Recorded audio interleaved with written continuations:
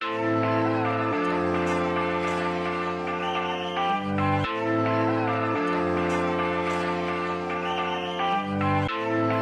sensed it and said, "Sir, this is no rocket science. Cars get scratched every day. And a scratch stays only as long as you don't polish it."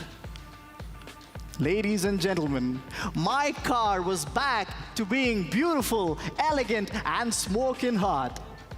Now, a newly polished car is like winning a trophy. Any powerful performance that sways the minds and hearts of an audience requires mastery at two stages. Stage one is creation. Whether you be a chef, an artist, a public speaker, a leader, the ability to pull in the right raw ingredients to create something of value is itself a skill, isn't it? But it doesn't end there. The ability to take this product of value and package it in a way that truly connects and engages with your audience is equally important.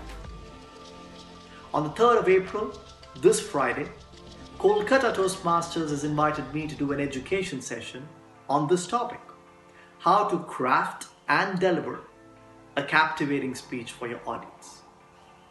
If you're interested, do attend, as it is open for everybody. I look forward to seeing you all there, and see you soon.